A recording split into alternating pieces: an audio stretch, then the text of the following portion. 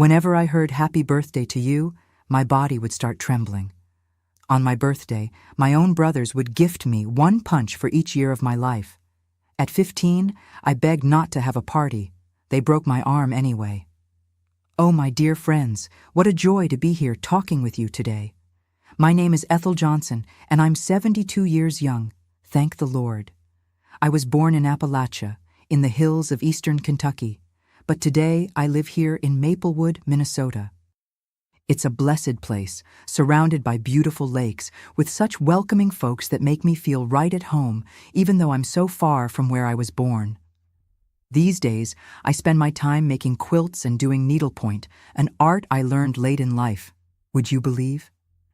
I even have a little booth at the town farmers market where I sell my pieces every Thursday and Sunday. I started after I retired from the school where I worked as a cafeteria lady for over 30 years. My neighbor Irene taught me, may she rest in peace. She had magical hands and said I had a knack for it too. At first, I just mended clothes, you know? Then I took a real liking to it, and now I make tablecloths so pretty they look like paintings. I'm sitting here on my porch swing that my son-in-law Robert fixed up for me, watching the lake at the end of the street. Evening's coming on, and this orange sky reflecting on the water is a blessing I give thanks for every day. My cat Romeo is here at my feet, purring like he understands every word I'm saying to you. And you, my dears, watching me now, tell me in the comments, which town are you watching from?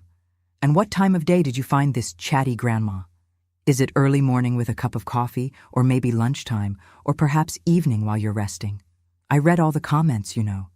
It brings me such joy to know where you're from and when you take time to listen to an old woman's stories.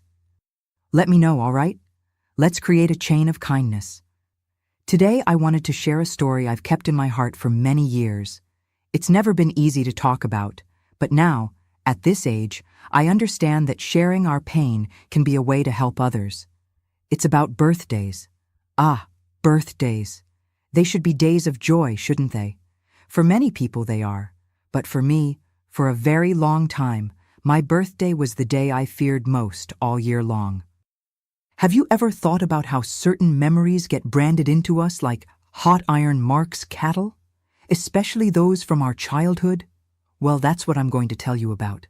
About how my brothers turned what should have been a day of celebration into a day that, well, a day I wished I could forget. And how, after much suffering, I managed to transform this story. But before I talk about the hard times, let me go back a bit and tell you how it all began in the hills of Kentucky, where I was born on a hot January day.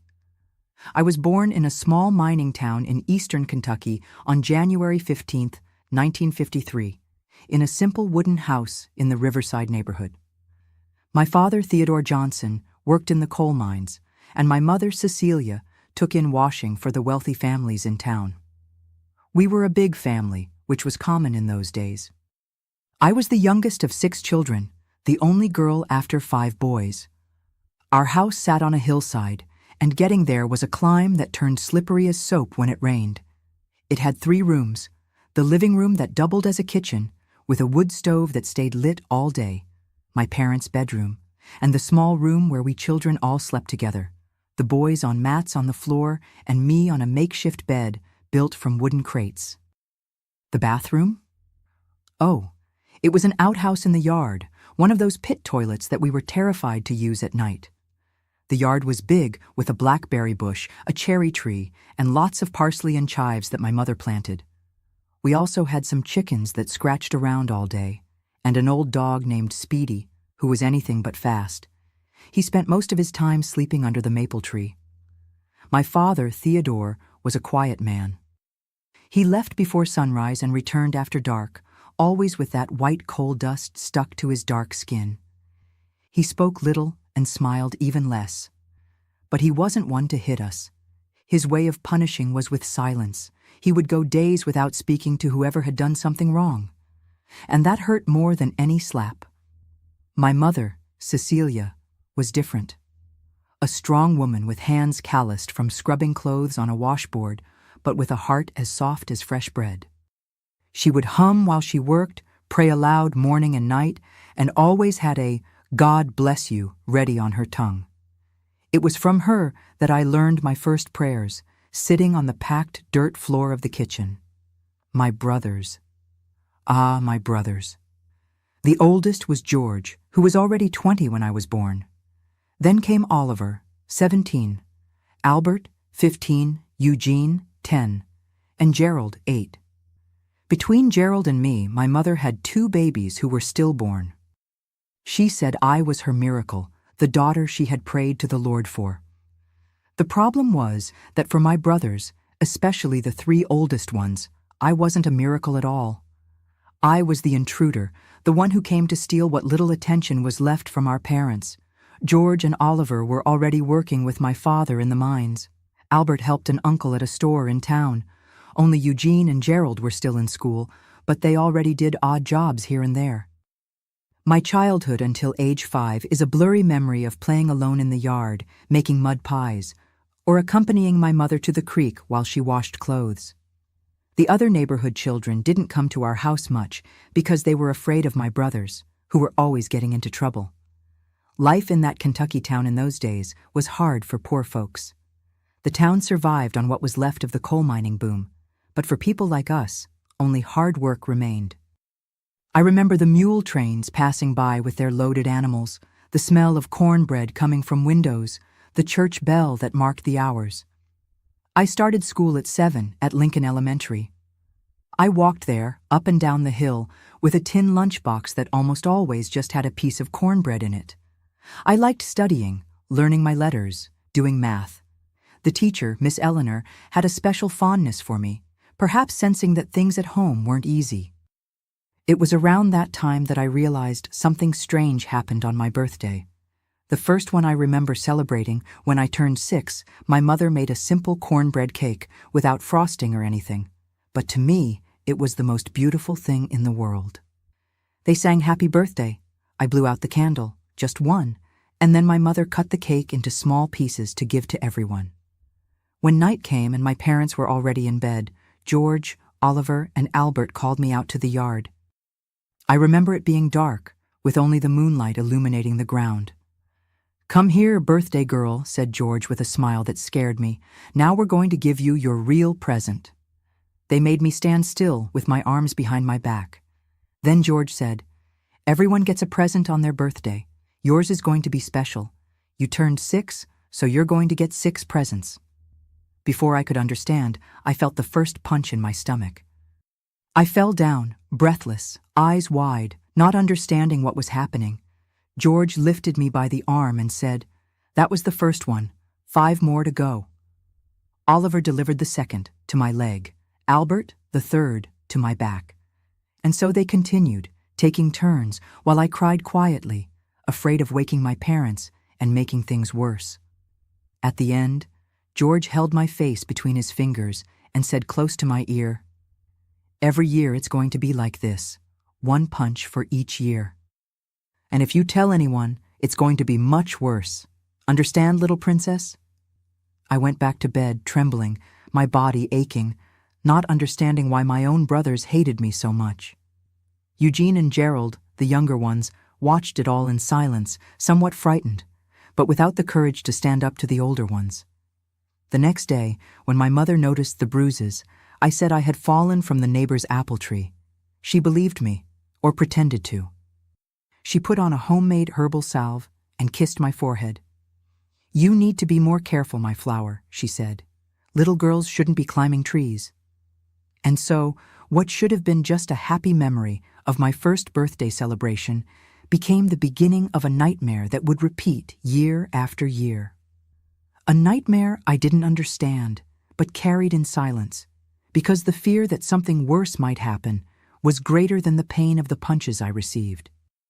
And that's how the date that should have been the happiest of the year became the one I feared most on the calendar. With each January that approached, my heart would already start to tighten, thinking about what was to come. After that first birthday, life continued its course in Kentucky, but something inside me had changed forever. The happy girl who ran around the yard now carried an invisible weight, a fear that grew as January approached.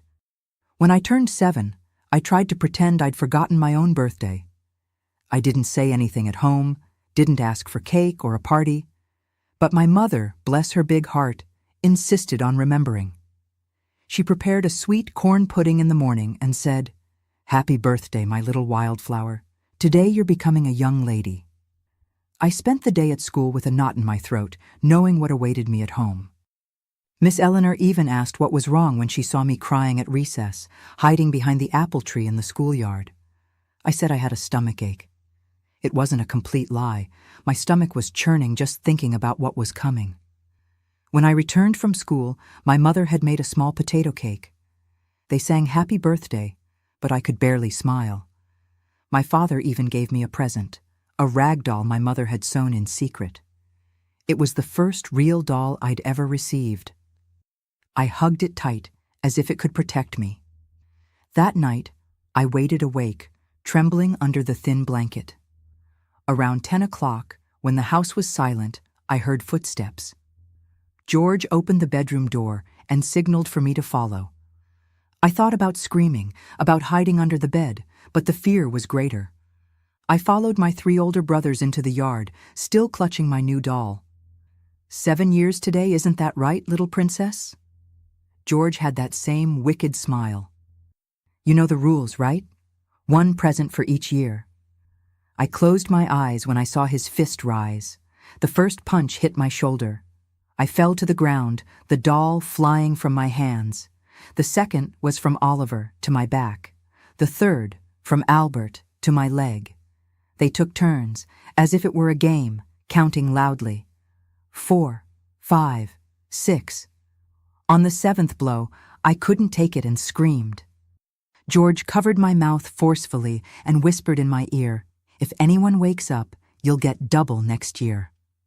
When it was over, Oliver threw my new doll in the mud and stepped on it. This is for you to learn that the place for a spoiled little princess is in the dirt. I returned to bed hurt and humiliated, hugging the dirty doll, crying silently. That night, I swore that next year I would run away before my birthday. But where could a 7-year-old girl go? The months passed. At school, I excelled in my studies, as if learning was my only way out of that life. At home, I avoided being alone with my older brothers. I began to grow closer to Eugene and Gerald, who never participated in the beatings, but also never defended me.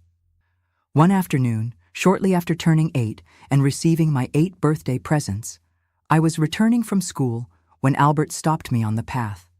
We were alone on the trail that led up to our house. "Why don't you cry anymore when you get hit?" he asked, seeming intrigued. "I cry later," I answered honestly, "when nobody's watching." He looked at me strangely. I thought he was going to hit me right there, but he just shook his head and said, "George said this year you didn't even scream. You're getting strong." It wasn't strength, it was fear. I had learned that the less I reacted, the quicker it ended. The punches came anyway, so I just closed my eyes and waited for it to be over, counting mentally up to my age. When I turned 9 in January 1962, something happened that changed the dynamics at home a bit. My mother was pregnant again, already in her 40s. Everyone said it was risky, that she no longer had the age or health for it. But she was happy, caressing her belly, saying that God had sent another companion for me. On that birthday, the presents came lighter. I think even my brothers were afraid of making noise and waking my mother, who had been feeling unwell at night. Still, they performed the ritual. 9 punches. I already knew exactly how to position myself so it would hurt less, how to protect the most sensitive parts of my body. In April of that year, my mother lost the baby. It was a terrible night with a lot of pain and blood, and my father had to call the midwife in a hurry. I remember waking up to the screams and seeing Eugene, pale, heating water on the stove as the midwife had requested. After that night, my mother was never the same. She became quieter, prayed more, smiled less. And I, who had always been her miracle, her only daughter, suddenly seemed to have become a painful reminder of what she had lost. Time went on, and each January brought its torment. 10 years, 10 punches. 11 years, 11 punches. The physical pain was terrible, but the question that wouldn't leave my mind was even worse. Why? Why did my own brothers hate me so much? When I turned 12, in 1965, the family dynamics had changed a bit. George had married a girl named Zena and moved to a nearby house. Oliver spent weeks away, working in more distant mines. Albert still worked at the store, but now he drank a lot and was always getting into fights. I thought perhaps the ritual had ended, that they had forgotten or given up. My mother, always trying to do the best with the little we had, prepared a cornbread cake with apple butter for my birthday. My father gave me a new notebook for school. It was an almost happy day, until night came. George showed up at our house after dinner. He smelled of whiskey, with that look I knew well. Oliver wasn't in town, but Albert was there, leaning against the wall, with a hand-rolled cigarette in the corner of his mouth. "You think we'd forget your special day, little princess?" George smiled, showing a missing front tooth. 12 years. You're becoming a young lady." The way he said, "young lady," gave me chills. There was something different in his tone, something that had never been there before. That night, they took me behind the chicken coop. 12 punches. I counted each one, as I always did, waiting for the end. But when it came to the last one, George held my chin firmly and said something that froze me inside. "Next year you'll be 13. You'll be a real young lady then. The presents will be different." The way he said this, the look he exchanged with Albert, made me understand that something worse than punches was coming. Something I couldn't even imagine, but that made my blood run cold. That night, I cried like I hadn't cried in years. It wasn't just for the physical pain, which I had learned to endure. It was for the fear of the unknown, of what might happen when I turned 13. It was that night, curled up in my bed, that I made a decision. I wouldn't be there for my next birthday. I didn't know how, I didn't know where to go, but I would run away from that house before January came again. The next day, with my body still aching, I went to school more determined than ever. During recess, I sought out my only friend, Irma, who lived in the lower part of town with her family. I told her everything, for the first time in my life, about the birthdays, about the punches, about the fear of what would come next. Irma went pale, her eyes wide. "Ethel, that's not normal. You need to tell your mother, your father." "They won't believe me," I replied, knowing it was true.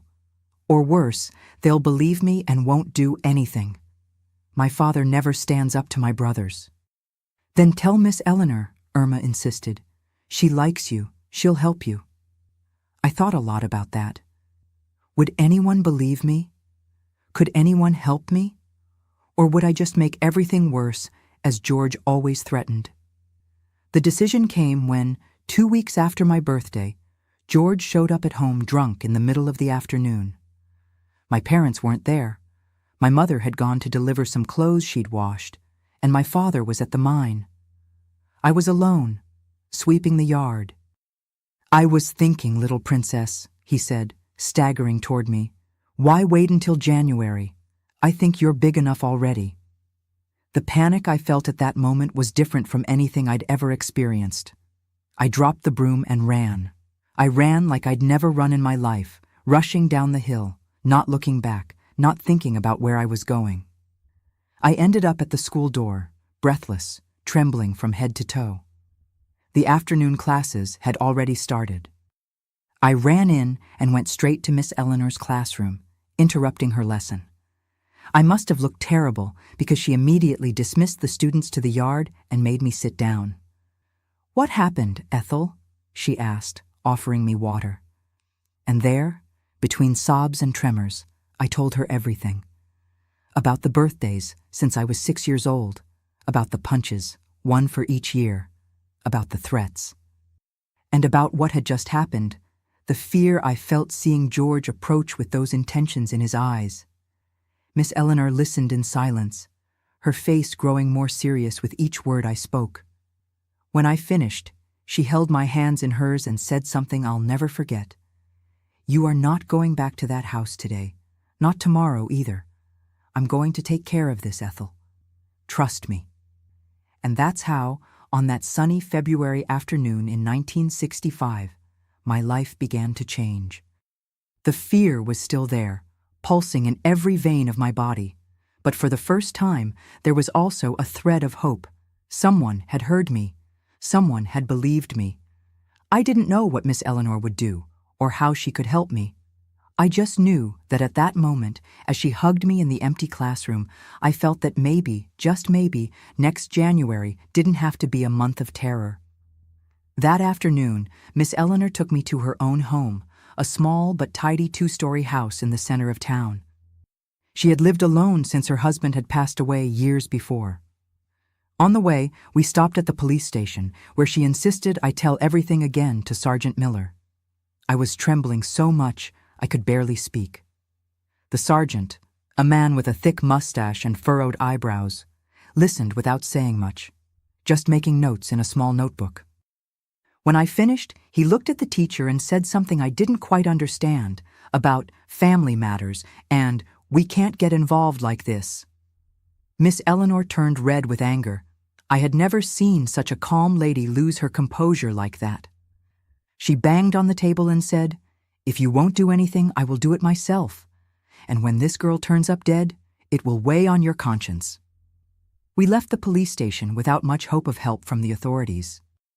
At Miss Eleanor's house, she gave me a warm bath, clean clothes, and a plate of food. It was the first time in a long time that I felt safe. "You're going to stay here for a few days," she said. "I'm going to talk to your parents and explain the situation. They need to know what's happening." Fear returned like a wave. "No, Miss Eleanor, they won't believe me. And my brothers will find out. They'll say I lied. She held my hands. "Ethel, look at me. You didn't do anything wrong." "Nothing. They are the ones who are wrong, and your parents need to protect you. It's their obligation." That night I couldn't sleep. I kept imagining George and the others finding out I had spoken, what they would do to me afterward. Miss Eleanor must have noticed my distress, because she sat on the edge of the bed and stroked my hair until I fell asleep. The next day I was still at her house when someone pounded on the door. It was my father, Theodore, with an expression I had never seen before, a mixture of anger, shame, and confusion. "Is it true what they're saying, Ethel?" He didn't even greet me. He went straight to the point. "That your brothers beat you on your birthday?" I looked at Miss Eleanor, who gave a small nod of encouragement. With a trembling voice, I replied, "It's true, Dad. Since I turned 6, 1 punch for each year." My father rubbed his face, as if suddenly very tired. "Why didn't you ever say anything?" "They said it would be worse if I told—" The teacher intervened, explaining that it was common for abuse victims to stay silent out of fear. She also told him about George's recent threat, the one that made me run to the school. My father listened to everything in silence, his eyes fixed on the floor. When she finished, he simply said, "Let's go home, Ethel." I looked in panic at the teacher, who quickly said, "I don't think it's safe for her to go home now, Mr. Johnson, at least until we're sure that—" "They're not there," my father interrupted. "I sent George back to his house. Albert went to work. Eugene and Gerald are with your mother. No one is going to touch a hair on her head." Reluctantly, I followed my father back home. The path never seemed so long. When we arrived, my mother was sitting at the door, her eyes red from crying. Seeing me, she ran and hugged me tightly, sobbing, "My daughter, forgive me. Forgive me for not seeing." That night was strange. A heavy silence hung over the house. My parents talked in low voices in their room. Eugene and Gerald looked at me differently, a mixture of guilt and relief. The next morning, I woke up to shouting. George had returned and was having a terrible argument with my father in the yard. "You're going to believe a lying kid?" he shouted. "All of this is her invention. She wants attention, wants to play the victim." "I saw the bruises, George," my father replied, his voice firmer than I had ever heard. Every year, after her birthday. I saw them and didn't want to believe. I preferred to think they were from falls, from fights with other children. And they were. That girl is always getting into trouble. Enough! My father's shout even startled the chickens. You will not set foot in this house again. Not you, not Oliver, not Albert, it's over. I stood frozen behind the door, hardly believing what I was hearing. My father, always so quiet, so submissive in many ways, was finally taking a stand. George let out a bitter laugh. You think you can stop me? This house was my grandfather's. I have more right to it than that little bastard you brought here. There was a sound of a fight, and I ran to the window. My father and George were wrestling in the yard, rolling in the dust. My mother screamed for them to stop. Eugene tried to separate them. That's when I saw Albert arriving, staggering from drink even at that early hour. Seeing the fight, he didn't hesitate to join in, pulling my father by the hair, pulling him away from George. The two brothers began to beat my father, who was already down on the ground. Stop! Please, stop! I screamed from the window, desperate. That's when Eugene did something I never imagined. He picked up a piece of wood and hit Albert in the back, making him fall. Enough! Isn't what you did to her enough? Are you going to kill our father too? Gerald, who until then had been watching, paralyzed, ran to help, pulling George away. For a moment, everyone stood breathless, staring at each other. George spat on the ground and pointed at me in the window. This isn't over, little princess. You're going to pay for opening that mouth. They left, leaving my father injured in the yard. That day marked the beginning of an even more difficult period. My older brothers no longer lived with us, but the threat hung in the air. I could no longer go to school alone. Eugene began to accompany me every day, there and back. At home, my parents argued a lot. I heard my mother saying we should move away from Kentucky, start over somewhere else. My father resisted, saying he wouldn't be driven from his own home by his sons. The weeks went by, and the tension only increased. George was fired from the mine for showing up drunk at work, and he blamed my father for it. Rumors began to circulate in town about our family. Some people looked at me with pity, others with suspicion, as if I had made it all up. Miss Eleanor continued to be my safe harbor. At school, she gave me special attention, always asking how I was, if anything else had happened. It was she who noticed, before anyone else, that I was withering away with the whole situation. I wasn't eating right, wasn't sleeping, was startled by any noise. You need to get out of here, Ethel, she told me one day after class. This town is too small, people forget quickly, but they don't forgive. And your brothers, I'm afraid of what they might do. My 13th birthday was approaching, and with it, the terror returned in full force. Despite my father's promises, I didn't feel safe. George had made specific threats about when I turned 13, and I knew he hadn't given up. One night, about 2 weeks before my birthday, I woke up to a strong smell of smoke. Our straw roof was on fire. My father was shouting for us to run out while trying to put out the fire with buckets of water. Neighbors came to help, forming a chain to bring water from the well.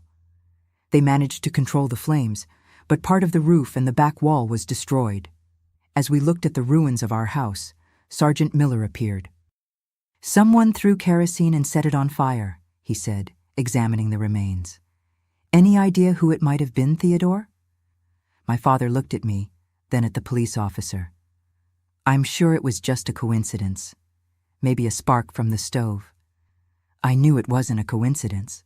We all knew. It was a warning. And that's when my father finally understood that we couldn't stay in Kentucky anymore. 3 days later, with only what we could carry in 2 bundles, we boarded the train to Cincinnati. Miss Eleanor accompanied us to the station. In her farewell, she gave me a new notebook and a pencil. Write, she said. Write what you feel, what you think, what you dream. Don't let them take that away from you. She also handed an envelope to my mother. My cousin Nancy lives in Cincinnati. This is her address. She can help you get settled there." The train departed, leaving behind the only town I had ever known. I watched from the window until Kentucky disappeared around the bend with its colonial houses and stone streets. I felt a mixture of relief and sadness. It had been my home, despite everything. There were my few good memories, the smell of my mother's cornbread, the stories she told at night, the occasional affection from my father. But there were also the birthdays of terror, the punches counted one by one, the constant fear, the threats. And now, the certainty that we would never be safe in that place again. In the noisy train car, I rested my head on my mother's shoulder and cried silently. I didn't know what awaited us in Cincinnati. I didn't know if my brothers would find us there. I didn't know if I would ever be free of the fear they had planted in me. The only certainty I had was that for the first time, my parents were on my side, that they had finally believed me. And that maybe, just maybe, my next birthday wouldn't bring punches and humiliation, but rather the chance for a new beginning. The train moved forward on the tracks, rattling between the mountains of Kentucky, taking us into the unknown. I had just turned 13 when we left Kentucky behind in January 1966. A new chapter was beginning, written with the ink of fear, but also of hope. Cincinnati was a completely different world from my small Kentucky town.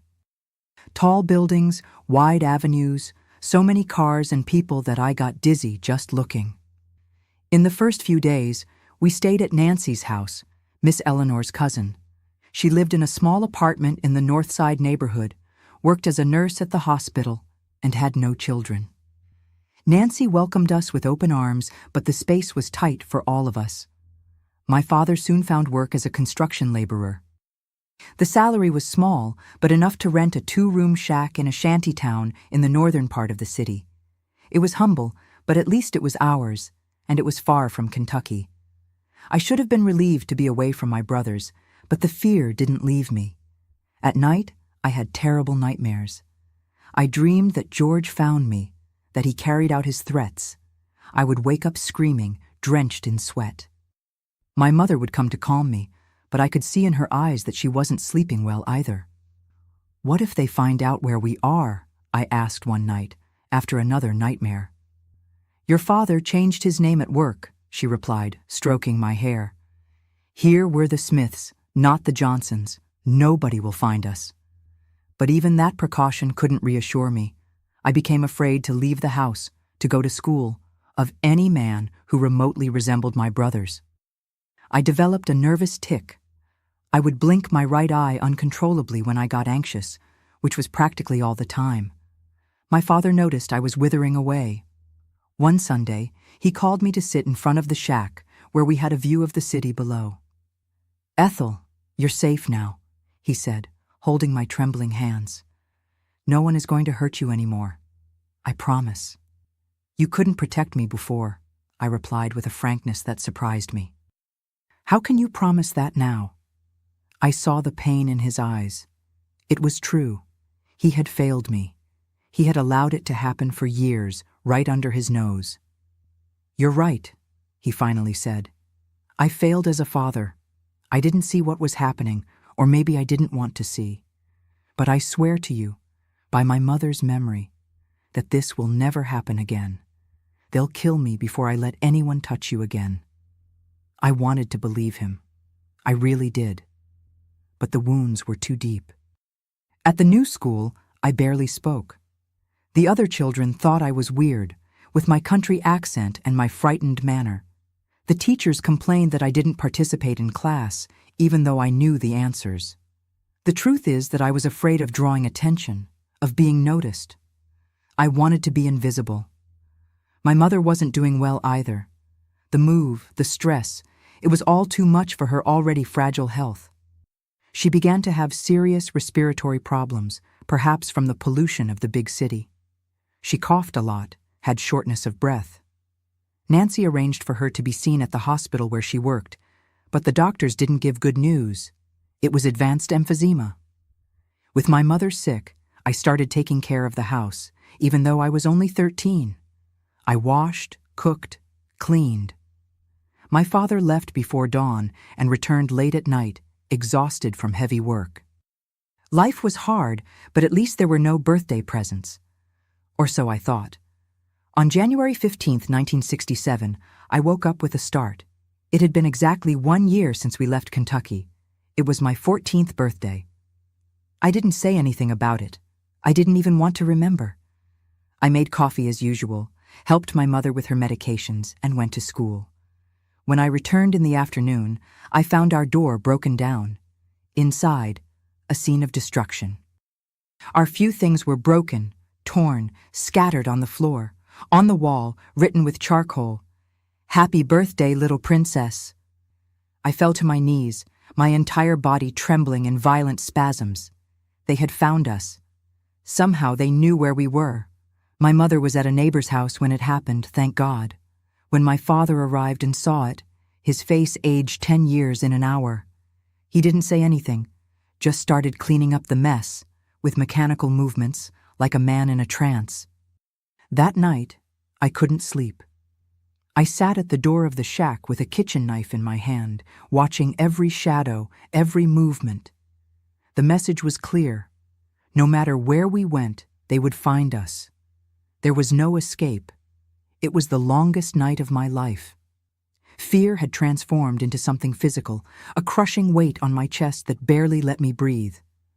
For the first time, I thought about ending it all, with the knife I held in my trembling hands. It would be so much easier. No more fear, no more nightmares, no more looking over my shoulder every minute. In the morning, when the first rays of sun began to illuminate the shanty town, my father found me still sitting there, clutching the knife, my eyes red from crying. "We're leaving today," he said simply. "Farther away, where they'll never find us." "It's no use," I replied, my voice hoarse. "They'll always find us. Always." My father knelt in front of me, his eyes bloodshot from also not sleeping. "Then we'll go so far that, even if they know where we are, they won't be able to reach us." That same day, my father quit his job, took what little money he had saved, and bought 3 bus tickets to the West. Not to just any city in the West, but to Seattle, Washington, as far as we could go with our resources. My mother barely had the strength for the journey, but we had no choice. We wrapped the few belongings that hadn't been destroyed and said goodbye to Nancy. She cried as she watched us leave and gave us what little money she had saved. "Take care," she said, hugging my mother carefully. "And right when you get there." The trip to Seattle was a 5-day nightmare. Cramped buses, bad roads, stops at dirty bus stations where we slept sitting up, taking turns to keep watch. My mother got worse on the way, her cough getting stronger, her breathing more difficult. I held her hand, feeling it becoming increasingly fragile. "Everything will be all right, Mom," I repeated, more to convince myself than her. "We're going to start over. Everything will be all right." She smiled weakly and squeezed my hand back, but her eyes had a farewell gleam that I only understood later. We arrived in Seattle on a rainy late afternoon, typical of the Pacific Northwest. The city was cool, humid, noisy, and full of people. We didn't know anyone, had nowhere to go. We spent the first night on a bench at the bus station, my mother lying with her head on my lap, my father sitting beside us, vigilant. The next day, with what little guidance we could get, we went to the port, where my father had heard he might find work. We waited in a corner while he looked for an opportunity. Hours later, he returned with news. He had gotten a job as a loader on a fishing boat that transported salmon and other seafood between Seattle and the islands. The boat owner, a man named Jack, offered us a place to stay, a small room in the back of a warehouse near Pike Place Market, the big market in the city. It was small and stuffy, but it was a roof, and the work, although heavy, paid enough for us to get by. But my mother wasn't well. The journey had been too much for her. 2 days after we arrived in Seattle, she couldn't get up anymore. Her breathing was so difficult that her lips turned blue. A doctor from the health clinic came to see her and shook his head. It was pneumonia, complicated by the emphysema. She needs a hospital, he said. Oxygen, antibiotics. We didn't have money for a hospital. My father begged Jack for help, who lent some, but it wasn't enough. We rushed to the public emergency room, but it was full. We waited for hours, my mother already unconscious in my arms. When we finally got care, it was too late. She died that night, without even having time to get to know the new city that was supposed to be our refuge. She died far from her land because of an escape she never asked for, from a problem that was never hers. At the funeral, it was just me, my father, and Jack, who kindly paid for the simplest coffin. There were no flowers, no priest, no words of comfort. Just the sound of the northwest rain falling on the red earth of the cemetery on the outskirts of Seattle. It was there, before that anonymous grave, that something broke inside me irreparably. It wasn't just the pain of loss, it was the certainty that all of this had happened because of me. If I hadn't been born, if I hadn't been the youngest, the only girl, my mother's miracle, she would still be alive in Kentucky, in the house she knew, among the people she loved. I returned to the little warehouse room like an empty shell. I didn't eat, didn't speak, barely slept. My father, destroyed by his own grief, could barely take care of himself, let alone me. He buried himself in work, leaving before dawn, returning late at night, increasingly haggard, thinner, more distant. One night, after weeks in this ghost-like existence, I had a dream about my mother. She was as I remembered her before the illness, strong, with that floral apron she always wore, her hair tied in a low bun. In the dream, she held my hands and said, "It wasn't your fault, my flower. None of this was your fault." I woke up crying, but it was a different cry, not of despair, but of relief. It was as if a weight had been lifted from my chest. That same morning, I got up early, tidied the small room, and when my father returned, there was hot food waiting for him. He looked at me surprised, as if seeing a ghost. Without saying anything, he sat at the makeshift table and ate. When he finished, he took my hands between his, rough and calloused, and said, "Thank you, daughter." They were the first words we had exchanged in weeks. A small beginning, a tiny light at the end of the darkest tunnel we had ever gone through. In the following months, little by little, we built a new routine. Jack, seeing my situation, offered me a simple job, cleaning the warehouse and organizing the merchandise. I accepted immediately. It wasn't much, but it gave me something to do, a purpose. In August 1967, 7 months after my mother's death, Jack called us for a conversation. His brother, who had a small business in Maplewood, Minnesota, needed help. He offered my father a better position than carrying weight at the port. "It's a small, quiet place," Jack explained. "Far from everything. Nobody will look for you there." My father looked at me, the silent question in his eyes. I nodded. I was tired of running, but maybe, just maybe, that small town in the land of 10,000 lakes would be far enough. A few weeks later, we boarded a bus headed to Maplewood. We left Seattle without looking back, with nothing to regret.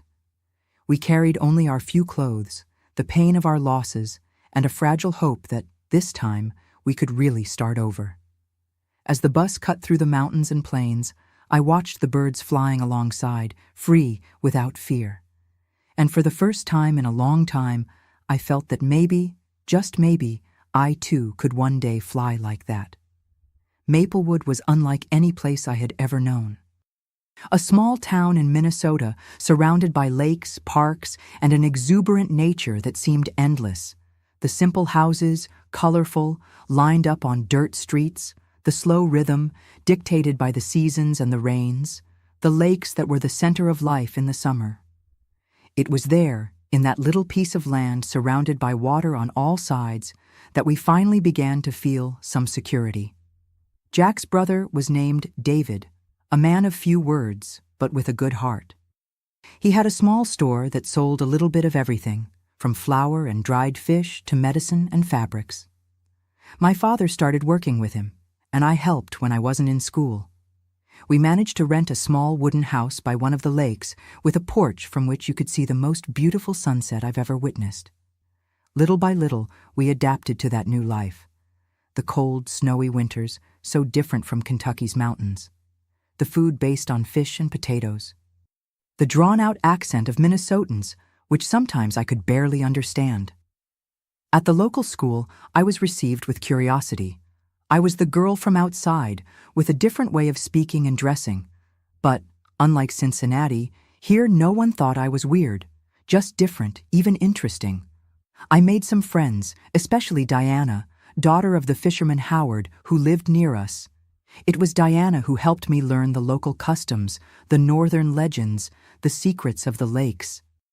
She taught me to row a canoe, to identify fish, to predict rain by the behavior of birds. She was a girl my age, but seemed to know everything about this world that was so new to me. "You don't talk much about your life before coming here," she said to me one day, while we were sitting by the lake, our feet in the warm water. "There's not much to tell," I lied, throwing a stone into the water. "My mother died, so we came here to start over." Diana looked at me with that penetrating way she had. "There's more to it, I know. But that's okay. You can tell me when you want to." The truth is that I still couldn't talk about the past. The fear was still there, even being so far away. I still had nightmares, still got startled by sudden noises, still looked over my shoulder when I walked down the street. And above all, I still carried that guilt, of having been the cause of my mother's death, of having dragged my father away from everything he knew. My father didn't talk much either. He continued to work hard, from sunrise to sunset, as if trying to fill with work the void my mother had left. At night, we would sit on the porch, each lost in our own thoughts, watching the lake. We rarely talked about the past, about Kentucky, about my brothers. It was as if we had made a silent pact to move forward, without looking back. Time went by. I turned 15, then 16, then 17. Each birthday still brought a twinge of anxiety, a shiver of fear. But as the years passed, I began to realize that I was safe, that we were too far away to be found, that maybe, finally, we could live in peace. In 1970, when I turned 17, I finished my studies at the small school in Maplewood. There was no way to continue studying there. I would have to go to Minneapolis. But the idea of returning to the big city gave me chills. Besides, we didn't have money for that. That's when David made a proposal that would change my life. "Ethel," he said one day, while I was organizing shelves in the store, "you have a knack for this. You're organized, honest. You know how to deal with customers. I'm thinking of expanding the business, opening a diner next door. I'd like you to manage it." I was speechless. No one had ever trusted me like that before. No one had ever given me such a big responsibility. "But I don't know anything about managing a business," I replied, insecure. "Nobody is born knowing," he laughed. "I'll teach you. You learn fast." My father, when he found out, was radiant. It was the first time I had seen him smile for real since my mother's death. "You deserve this, daughter. You deserve a chance." And so, at 17, I began my career as the manager of the small Maplewood diner. I worked hard, learned every detail of the business, won over the clientele with my attentive manner. The place began to gain fame in town, and soon we were serving not just snacks, but also complete meals with typical dishes of the region. It was at the diner that I met Robert, a teacher who had come from Duluth to teach at the local school. He would come for lunch every day, always ordered the same thing, fried walleye with wild rice and cornbread, and always left a generous tip. He was a quiet, polite man who read while he ate. One day, he offered me a book.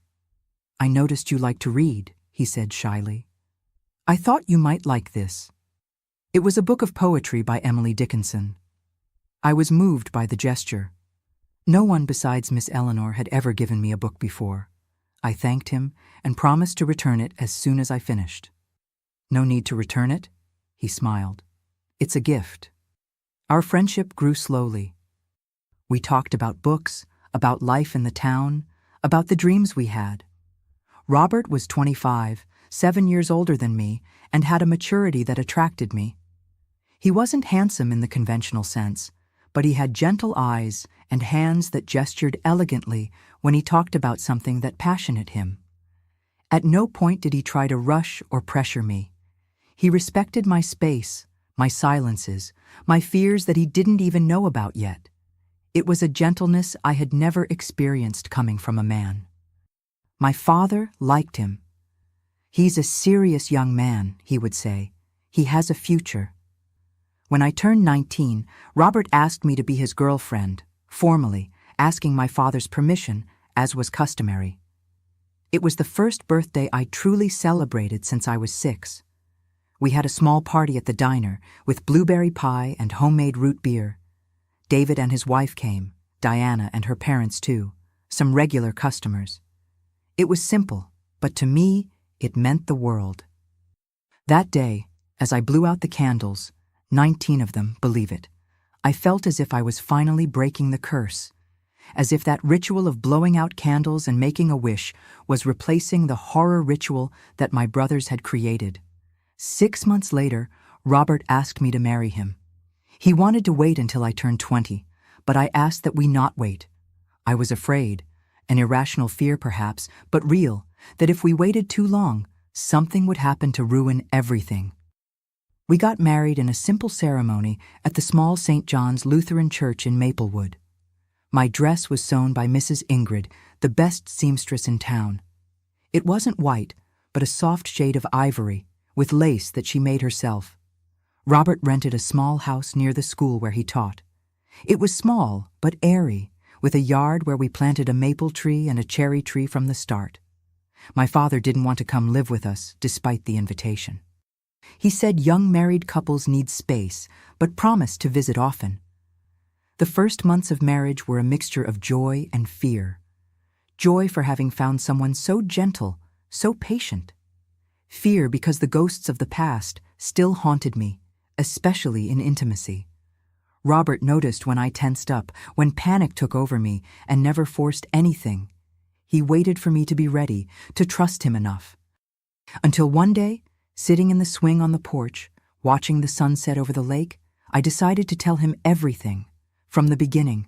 The birthdays, the punches, the threats, the escape to Cincinnati, the invasion of the house, my mother's death. Everything we had gone through to get there. Robert listened in silence, holding my hands. When I finished, I saw that he was crying. Not out of pity, but out of indignation, out of anger for everything I had suffered. "Never again," he said, hugging me tight.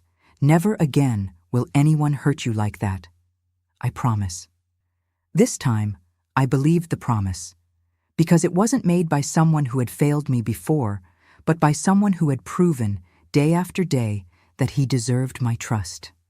In the years that followed, we built our life together. I continued working at the diner, which had now become a respected restaurant in Maplewood. Robert was promoted to school principal. We bought a bigger house, closer to the center of town. In 1975, at 22, I had our first child, Theodore, named in honor of my father. 2 years later came Cecilia, our daughter, honoring my mother who never met her grandchildren. My father was a wonderful grandfather. He had with his grandchildren the patience and demonstration of affection that he hadn't always been able to have with me, perhaps because of his own harsh upbringing, perhaps because of the traumas we shared. Seeing him playing with the children, telling stories, teaching them to fish, healed something in me that I didn't even know was still wounded. In 1980, my father passed away peacefully in his sleep. He was only 65, but hard work and the pains of life had aged his body before its time. In his last years, we lived in separate houses, but close by. He had retired from the store, but helped at the restaurant whenever he could. At the funeral, I realized how much respect he had earned in the community. The church was full. People from all over Maplewood came to say goodbye. Some didn't even know him personally, but knew he was Miss Ethel from the restaurant's father, and that was enough to deserve respect. It was a difficult loss, but different from my mother's. This time, I could say goodbye. I could thank him for everything he had done, for the sacrifices, for the courage to start over so many times. And above all, I could forgive him for not protecting me before, for taking so long to believe, to act. The week after the funeral, I received a letter. It came from Kentucky, sent by Miss Eleanor. My heart raced when I saw the envelope. We hadn't kept in touch. It was too risky. How had she found us after so many years? With trembling hands, I opened the envelope. The letter was short, written in the impeccable handwriting I remembered so well. Dear Ethel, I hope this letter finds you well, wherever you are. I have been looking for news of you for years, without success. Until, by a twist of fate, an acquaintance who visited Minnesota mentioned a restaurant in Maplewood, run by a woman from Kentucky. It couldn't be a coincidence. I write to tell you that you can return to Kentucky without fear. George died last year in a mine accident. Oliver has been in prison for years for other crimes. Albert disappeared. No one knows his whereabouts. As for Eugene and Gerald, both left town a long time ago.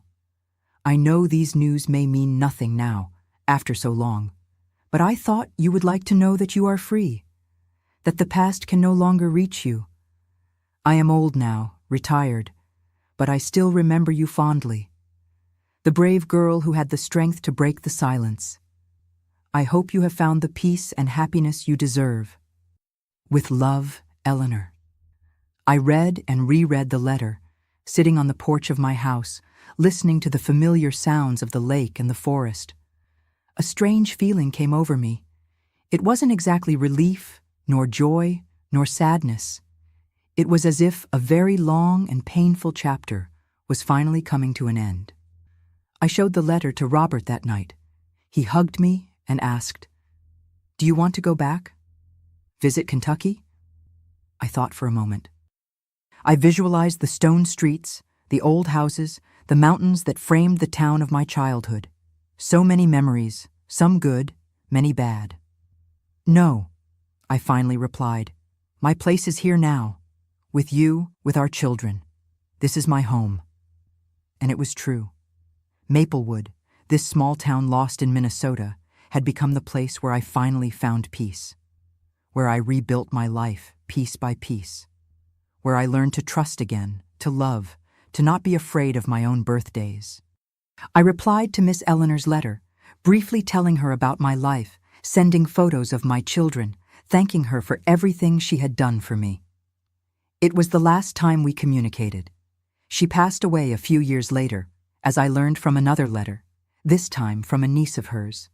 And so, with my father's death and the news from Kentucky, I felt that a cycle was closing, that I could finally look forward without the constant weight of the past on my shoulders, that the ghosts, if they hadn't disappeared completely, had at least lost the power to terrorize me. At 27, for the first time in my life, I felt truly free. And so, the years went by, my dears. Today, at 72, I'm still here in Maplewood, this blessed town that welcomed me when I needed it most. The Maplewood Diner has become a reference in the region. People from Minneapolis, from other states, and even from other countries come to try our typical dishes. I don't work there as much as before. I left the management in the capable hands of my daughter, Cecilia, who inherited my knack for business. My Robert retired from teaching about 10 years ago, but he still gives private lessons to children who have difficulty in school. He has a special way with the little ones, a patience that only someone who loves what they do can have. We've been together for more than 50 years, and believe me, each day is better than the one before. We discovered together that true love isn't like in the romances, full of drama and suffering, but rather that which is built day by day, in small kindnesses, in respect, in understanding. Our house remains the same, although we've made some renovations over the years. The porch where I am now is my favorite place. From here I can see the lake, imposing and peaceful at the same time, carrying and bringing stories. The maple tree we planted when we got married is huge now, giving abundant shade that brings joy to the grandchildren. Ah, my grandchildren, there are 5 in all.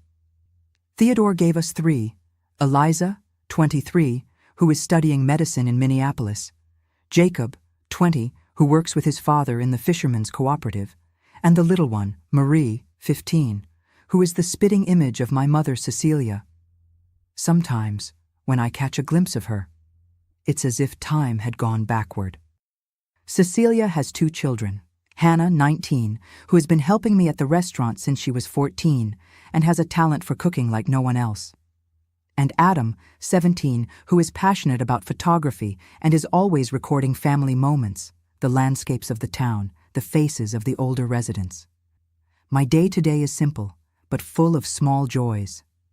I wake up early, with the roosters crowing and the sound of the first boats on the lake. I make strong coffee, the way Robert likes it, and we sit on the porch to watch the day dawn. Then I take care of my garden, where I grow herbs for the restaurant, basil, cilantro, chives, bell peppers. The earth is good for me. It connects me with something greater, reminds me that life goes on, that after each winter comes a spring. 3 times a week, I go to the restaurant, not to really work, but to see how things are going, to talk with old customers who always ask about me, to teach some new recipe I invented. The other girls who work there call me Grandma Ethel, with such affection that it fills my heart. In the afternoon, when the heat or cold presses, I like to stay at home, doing my needlepoint in the rocking chair. It was late in life that I learned this art, after I truly retired. I started with simple pieces, small towels, napkins, and evolved to more elaborate work. Today, I make true pictures of thread and needle, portraying life in town, the northern legends, the animals of the region. I sell some pieces at the town fair. Others I keep as mementos, still others I give as gifts to special people. Twice a month, we have a ritual that we never give up, the family lunch. Everyone comes, my children, my grandchildren, sometimes even close friends whom I already consider family. The table is bountiful, with fresh fish, venison, wild rice, cornbread made the traditional Minnesota way. We talk, laugh, tell old and new stories. In these moments, I look around and feel such gratitude that it barely fits in my chest. I won't say there aren't difficult days. My body isn't the same anymore. My knees hurt when it's going to rain. My eyesight isn't as good as before. My memory sometimes fails for recent things, although the old memories remain too vivid. I have my medications for blood pressure, for cholesterol, for joint pain. Robert has his too, and we take care of each other with the dedication of those who know the value of what they've built. The past? It's still there, of course. There are scars that never completely disappear. Sometimes, on nights with strong storms, when the thunder shakes the house, I still feel that tightness in my chest, that primitive fear that I knew so early in life. I still have dreams, increasingly rare, thank God, in which I'm back in that yard in Kentucky, counting the punches, waiting for the end. But I've learned to live with these memories without letting them define who I am. They are just parts of my story, not the whole story. And what a long and rich story it has been, with so many twists and turns. I never went back to Kentucky, not out of fear, but because I didn't feel the need. My life is here, in the waters and forests of Minnesota, in my husband's smile, in my grandchildren's hugs, in the smell of pine that perfumes my house. As for my younger brothers, Eugene and Gerald, I received news from them many years later. Eugene wrote me a letter sent to the restaurant's address. To this day, I don't know how he discovered it. He asked for forgiveness for not having defended me, for having been an accomplice by silence. He told me he had become an evangelical pastor in a small town in Wisconsin, that he had a family, children. I replied to his letter with affection, without resentment. Forgiving was a long process, but necessary for my own peace.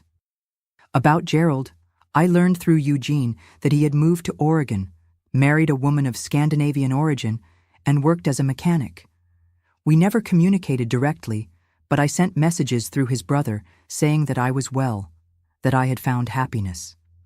Each January when my birthday comes, I make a point of celebrating. It's my way of saying that I won, that I transformed that date of terror into a day of celebration. My family knows this and always has a special party. Nothing too big, but meaningful. On my 70th birthday in 2023, they made a beautiful surprise.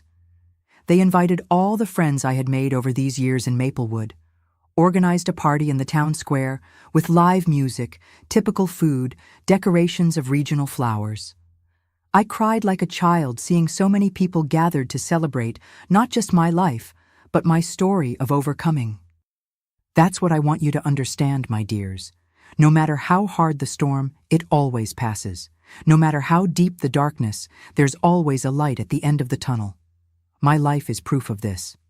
From a terrified girl in Kentucky to a fulfilled lady in Minnesota, the path was long and difficult, but each step was worth it.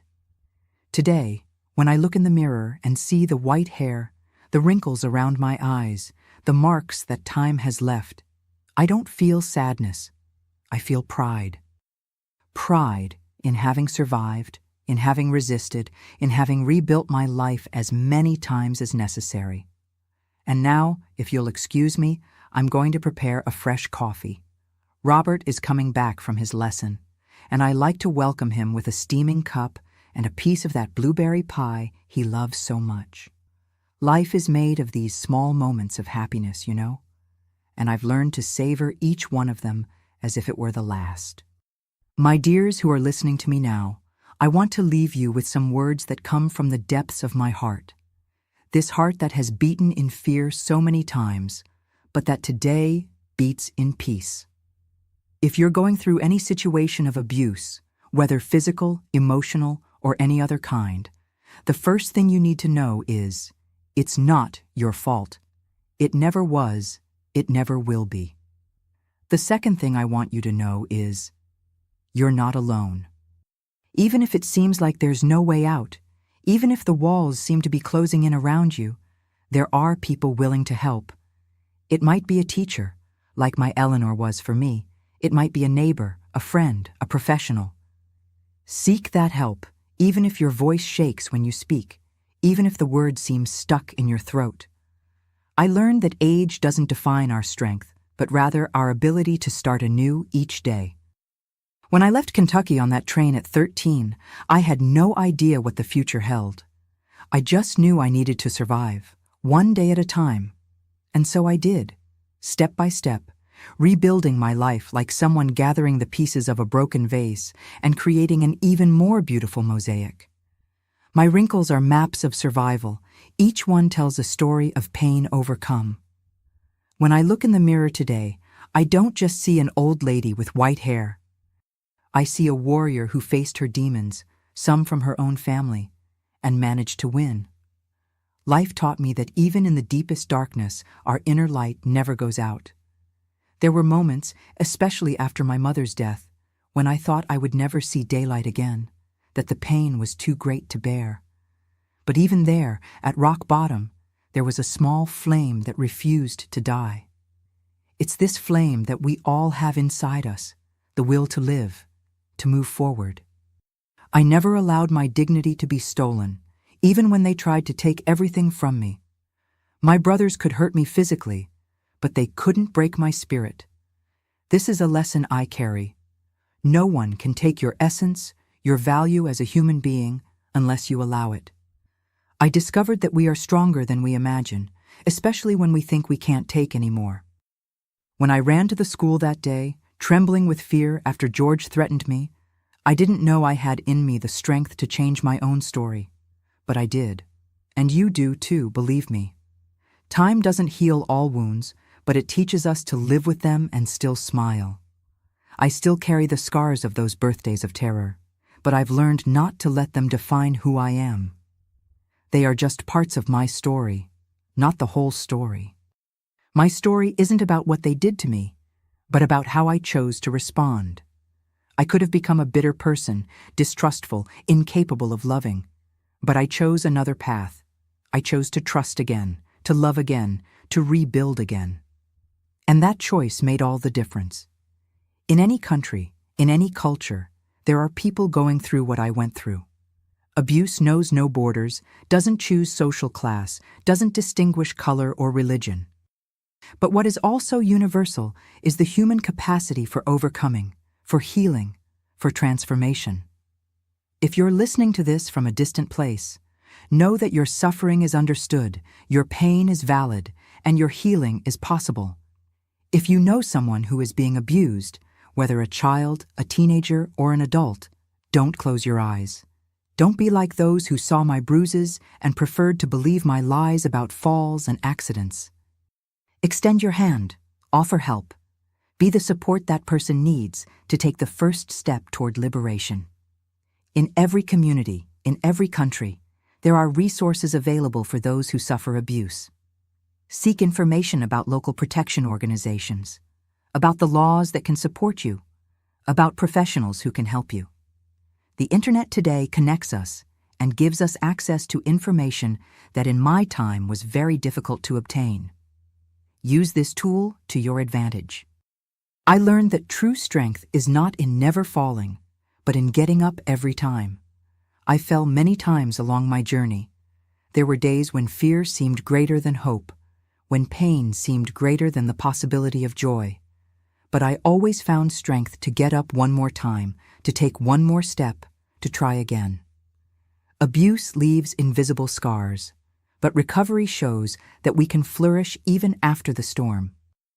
Today, when I see my family gathered, my grandchildren growing up happy and secure, I know that each tear shed, each night of fear, each painful new beginning was worth it.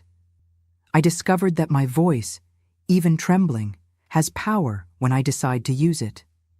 When I finally told Miss Eleanor what was happening, when I broke the silence that imprisoned me, I took the first step toward my liberation. Your voice has this power too. Use it. Age has given me the wisdom to understand that it's never too late to start over. I started from scratch so many times, in Cincinnati, in Seattle, in Maplewood, and each new beginning brought me learning, growth, new possibilities. Never think it's too late to seek a better life. My experience taught me that our story doesn't end in the painful chapters. The abuse I suffered was just a part of my life, not my whole life. After it came love, family, work that fulfilled me, true friendships, the small and large joys of everyday life. I learned that surviving is a form of resistance, and living well is the best revenge. Each birthday I celebrate with joy, each moment of happiness I experience, each dream I fulfill is proof that I won. My tormentors couldn't destroy me, and yours won't be able to either. My dear friends, if you're suffering from family abuse like I did, you need to act now. Don't wait until the next blow, until the next humiliation, until it's too late. Seek help immediately. A trusted teacher, a school counselor, a religious leader, anyone who can intervene. If you know someone who is trapped in a cycle of family violence, share this story with that person right now. Show them there is a way out. There is hope. It is possible to start over. Silence protects only the abusers. Break that silence. Share your story in the comments. Create a support network for those who are still suffering. Your courage can save lives. Do it now. Don't wait another minute. Don't forget to like this video, subscribe to Grandparents' Tales, and let me know in the comments where you're watching from. Your support means the world to me, and together we can help others find their way to healing and peace. Because, my dears, what I never told anyone until today is that on the night they set fire to our house in Kentucky, George didn't just want to scare us. He had poured kerosene specifically in my bedroom, planning that I wouldn't have time to escape the flames. And that's something that will stay with me until my last breath.